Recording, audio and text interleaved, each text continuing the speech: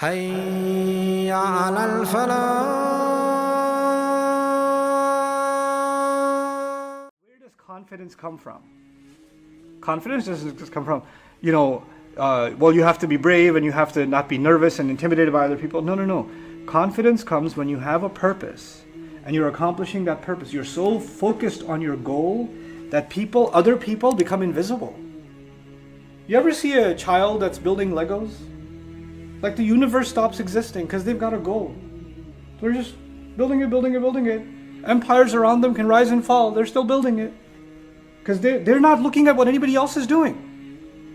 When you are clear about your goals, then other people and how well they're moving forward or they're not moving forward or whatever else they're doing, all of that becomes irrelevant.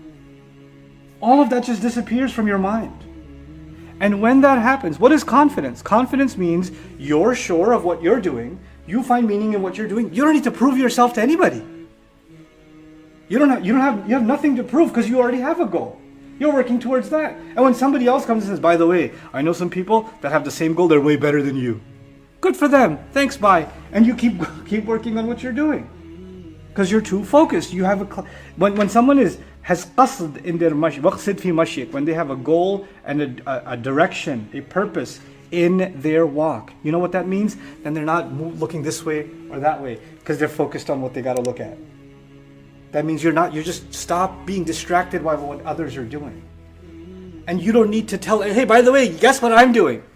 You don't need validation by announcing what you're doing because what you do has so much meaning to you. You don't need somebody else to give you a like or throw you a mashallah or throw you, wow, that's amazing. And now finally you feel like you're doing something. You don't need it. That's confidence. That's not being shallow. And this is why the logical connection, just appreciate that logical connection. What does Allah say? وَقْصِدْ فِي مَشْيِكَ وَغْضُضْ مِنْ صَوْتِكَ. Lower your voice. Lower a part of your voice. This is a remarkable phrase. What does it have to do with walking with purpose? When does someone raise their voice? Someone raises their voice because they want attention. Someone raises their voice because they want other people to listen to them and stop what they're doing. But when you're clear about what you're doing, you don't need to overpower anybody else's voice. And when you really have purpose in life, when you really have purpose every day, then anybody who wants to benefit from your purpose, you don't have to scream loud and out loud to get their attention. They'll come to you.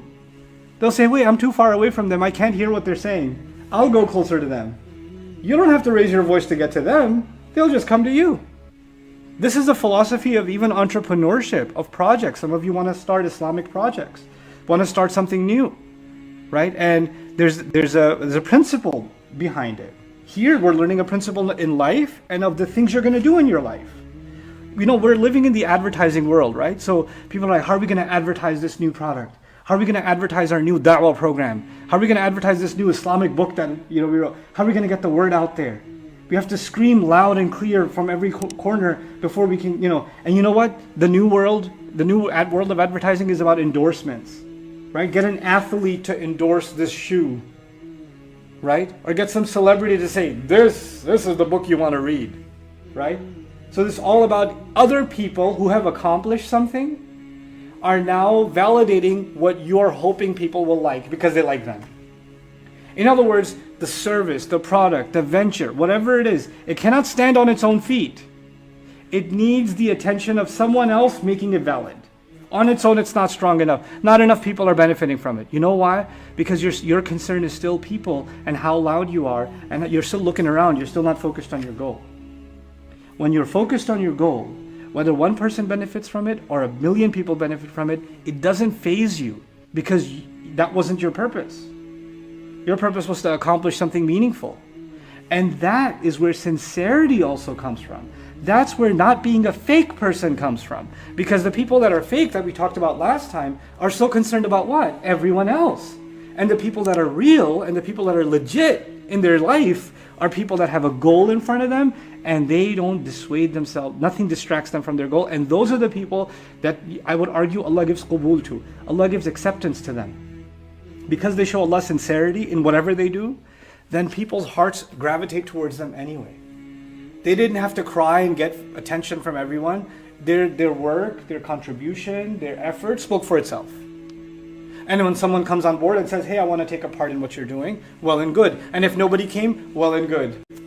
That's what's the mentality being taught to the Muslim. The strength of what we do doesn't come from the validation or the support of people. The strength of what we do comes from the acceptance of Allah, the aid of Allah, and the clarity of our purpose. And Allah's help comes to the mukhlasin and the mukhlisin, the people who are sincere, who are pure in their purpose, who are clear in their purpose. There's a really heavy lesson. وَقْصِدْ فِي مَشِيكَ وَغْضُضْ مِنْ صَوْتِكَ. Lower your voice. You don't have to broadcast what you're doing. People that build, they build. You know, it's interesting, right? You guys see this in life. When you were in high school, some of you are going to be in high school, and some of you are in high school. But when you are in high school, and you have kids that are very loud and obnoxious and outgoing and partying, and they're like almost intimidating to be around. You're like, I'm hoping they don't pick on me. And they're like the stars of the school. Like they're the ones who stick out, right? And then there's the quiet, nerdy ones that are like just studying. And they're not really, they're almost invisible. Fast forward 10 years, right? Who's serving fries at a restaurant? And who owns 10 restaurants, right? You see what happens? The people that were clear, even the students that were clear about their studies, they were clear about a goal, they end up getting somewhere. And they didn't have to raise their voice. They didn't have to raise their voice to get there. They got there. And then there are people who are very loud and seemed like they were the people to emulate, the people to be like. What did they accomplish in life? Where did they get with their life? You see, when it comes to our prayer, there's a minimum that if you do it, your prayer is good enough. It may not be the best, but it's good. You met the minimum requirements, right? When it comes to fasting, there's a minimum requirement. If you met that requirement, your fasting is still good, right? Okay, so let's just say somebody fasted, while they were fasting, they read Quran the whole day. Or they worshipped Allah the whole day. It's a pretty amazing fast. Fast plus all that worship. And somebody else fasted, and the moment the fast started, they passed out. Then they woke up, prayed, passed out again, woke up, prayed, passed out again, and then Maghrib came and they had iftar. They had a coma fast, right? But did they meet the minimum requirements? Yeah, it's not ihsan, it's not the best, but they still fasted. They met the minimum requirement. Somebody who made wudu, who faced the proper direction, who wore pure clothes and prayed their salah, they met the minimum requirements. Even if they were distracted in their prayer, even if it wasn't that great of a prayer, even if they maybe sometimes rushed a little bit or chose to recite the shortest surahs they know just to get it over with, even if they did that, they at least still met, and I'm not recommending any of it, but technically did they meet the minimum requirements? Yeah, you can't say they did something haram. Right? What I'm trying to say is, the word ihsan means you do something at the best you could do it. But if you don't do your best, that doesn't mean you failed. That doesn't mean you're in trouble. Like, it's like saying, if I don't get 100, I failed. No, I could get an 85, I could still pass. A 70 still, 65 is passing in most schools now, right? So okay, at least it's a D, but it's not an F. It's not an F, so I still move on to the next class. It's not the best score, but in the list of things that are haram, this is what I want you to visualize. When Allah makes a list of things that are haram, Allah is saying anybody who crosses this line has failed. Anybody who crosses this line is in trouble. And I would argue that in the Quran, when it comes to our parents are the only ones that if you do anything less than your best, that's haram. Because of this ayah. Because this ayah is about things that are what? Haram. It's a scary thing. That Allah didn't even expect ihsan in every prayer. He didn't expect ihsan in every dealing. He didn't say it's haram for you to be short of ihsan.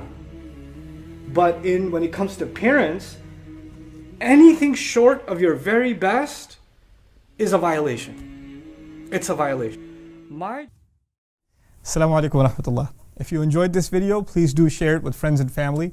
If you want to see more videos from this series, click on the box at the top. If you want to see other videos, click on the box at the bottom. And don't forget to hit the subscribe button. Thanks.